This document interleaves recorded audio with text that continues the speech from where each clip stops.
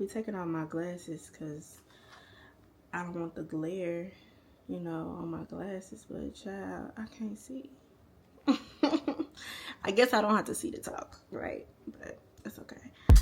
God, you call me by my name. The love you give me, I just can't deny. Yeah. No longer blinded, I can see you. I'm on my way to meet you. Hello, welcome back to the Genuine Belief Podcast. I'm your host, Genuinely, and I'm so happy to have you. Today, I wanted to come on and talk about the topic of preparedness and just what that means and what that's looked like in my own life. I think it's so common to hear the phrase like run your own race, phrases like that, or, you have to pay attention to what you have going on and really be mindful of what you're doing, and as opposed to comparing your life to other people's, which honestly I do completely agree with, especially in the context of preparation and the process in which you go through as you're being prepared or as you are, leading up to something or even going through things, to be honest, like when it comes to growth. So the example I wanted to lean in on from my own life is just the preparedness that I experienced in motherhood. As some of you may know, I did find out that I was pregnant rather later in my pregnancy. I was almost 5 months pregnant. And when I found out, it was a big shift, a big whirlwind of like, okay, we have to prepare, we have to get ready for the birth of this child, and just being ready, being switched into the mode of how do I prepare for this and what do I need to be expecting. Like, I went down the rabbit hole of TikToks, Instagram, YouTube, all the things, giving tips and tricks and all these things you need to know as an expecting mother for the first time. In doing that, I was wanting to be prepared for all possible outcomes. I remember distinctly thinking and saying to myself, like, okay, I need to make sure that I don't make a mistake. I don't have a misstep in any of this so that everything can go smoothly once the baby is here. And honestly, as my intentions were good, in saying that I wanted to be ready and be prepared for all the possibilities that could happen when it came to this pregnancy and even postpartum, like just having all of the proper supplies needed for his arrival and everything like that. But it's like you can only prepare so much for certain things, especially life-changing events, like when it comes to a baby or a marriage or a move. In some instances, different things just require you to experience them in some aspect as well. So for me, I learned that in doing the whole research of all the tips and tricks and things to try to avoid feeling out of control. That's really what it was. I didn't want to feel like I was out of control in any instance when it came to my child and his arrival, and just how it was that he would be taken care of, how I would be as a mother. Like, I wanted to make sure that I had everything on par together and just how it needed to be. But to honestly, if we look at things from that lens, then we're not allowing ourselves to go through the process that God has designed us to go through for a specific reason. I could not have prepared enough for his arrival to avoid certain downfalls that I experienced in the first few months of motherhood. And even now, like, I'm still a mom. It's still new to me. This is still my first time being a mother. And that's okay. It's okay to be a beginner. It's okay to experience something for the first time without having a concept of what to expect. Honestly, the culture of influencing is very detrimental in that aspect for sure, because you can look at somebody's life posted on social media, whatever platforms, and you can see that it looks like they have it all together. It looks like that, they never had a misstep. They never made a mistake. They never, had these catastrophic changes in their life versus what reality is when it comes to these different areas of their life that they're showing. Like, I think it can be hard when you are looking at people and looking at their experiences as what yours should be. Because when you do that, then you're not, first of all, you're not allowing yourself to fully experience what it is that the Lord has put before you to experience. But also, you're not fully experiencing what is different for you. You're not accepting that things can be different for you. Hold on, somebody was calling me. But you're not accepting that things could be different for you as well. And that's okay. It's your own race that you're running. This is the path that the Lord has you on, and that's the path that the Lord has them on. And they can look totally different. They can be similar in some instances, of course, and you can talk about it. I think that's a beautiful part of community and a beautiful part of just having different perspectives of things and different people with different experiences around you, or even to, look into like what it is that they experienced was different from you. I think that's a beautiful thing, but it becomes a problem when you start expecting for their experience to be yours. In some instances, though, you can prepare for the process in a sense. Like for me, you can get the crib, you can get the car seat, you can get the room all decorated and set up for the baby's arrival. But the process of actually becoming a mother, the process of actually delivering that child, the process of actually bringing that child home for the first time, nothing could have prepared me for that beforehand. Some things you just have to experience. Some things you just have to literally walk through to have a better understanding and to even have a better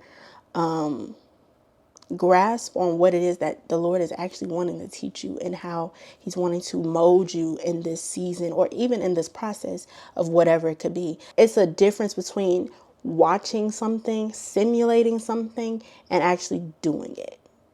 There's a difference, because with the action of doing it, you're building a different type of technique. One thing I saw a lot when I was preparing for the arrival of my son was in videos, people would suggest certain brands of bottles, of pacifiers, all this stuff. And I was like, okay, cool. Like, I added it to the registry, bought some, made sure to get these specific things that these people swore by. They said this worked so well, they had a great experience with. And when he was born, try some of the pacifiers, try some of the bottles with the certain, like the specific type of nipple and all the things like that. He did not like that. I had great failure with that. So my experience doesn't discount theirs. Their experience doesn't discount mine, but our experiences are different. Both are centered with newborns, motherhood, and, trying to find the products and do what is right for your child. And what worked for their child didn't work for my child. And that's okay. That doesn't mean that there was something wrong with my child, that there was something wrong with their child, that I was doing something wrong or anything like that, or that they did something wrong. It's just the processes are different. The walks are different. The experience is going to be different, and that's okay.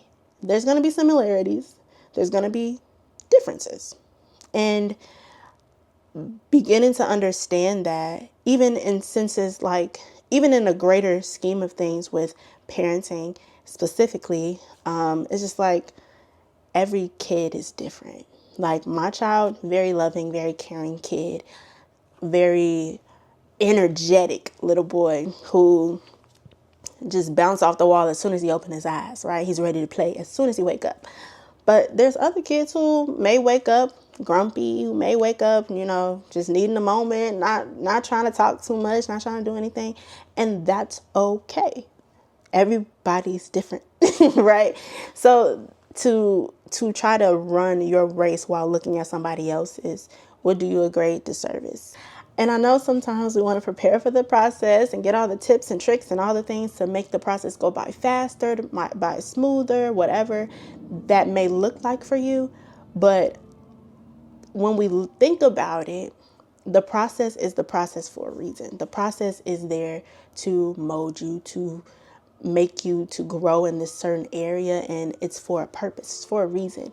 And even when it's a slow day, even when you're having a long, hard day, it's still for a reason. It's still purposeful, because even throughout the slow and waiting season, the Lord has purpose for it.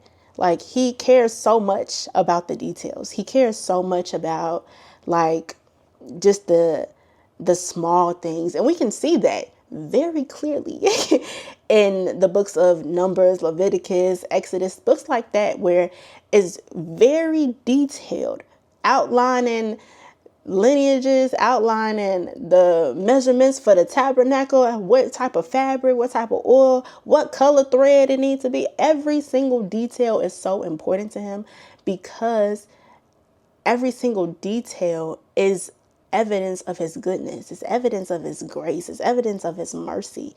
It's evidence of his presence. Because when we look at the process from the beginning, wherever we're at in it, when we look back, we can see the hand of God.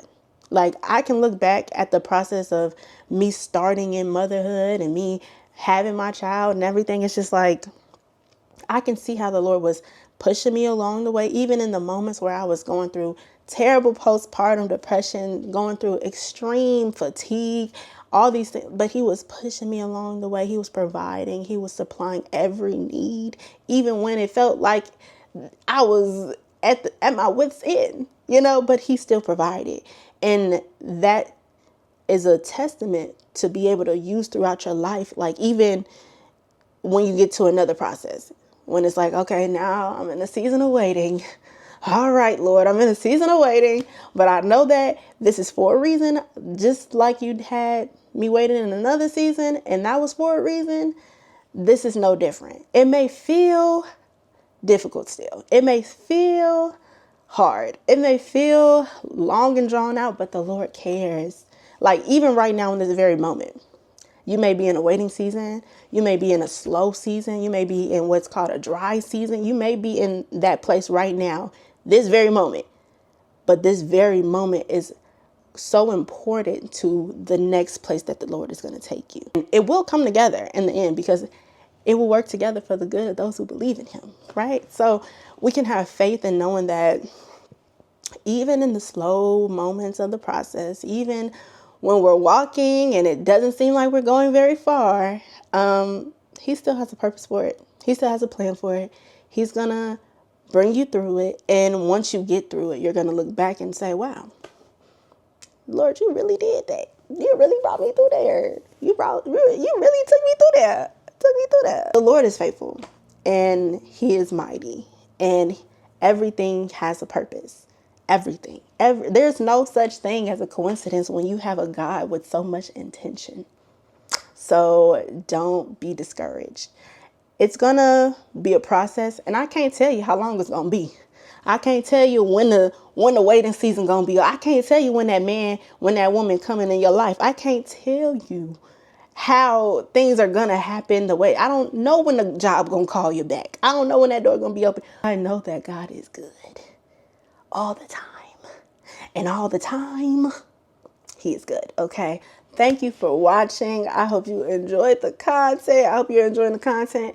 Like, subscribe, and comment down below what it is that has kept you encouraged in waiting seasons and seasons of, pause, and what it seems like nothing is moving and nothing is happening for you. Comment down below. Let's encourage one another. Let us uplift one another in the name of the Lord Jesus Christ. And I will see you next time. And don't you forget, he loves you. I love you. And genuinely be blessed. Bye. God, you call me by my name. The love you give me, I just can't.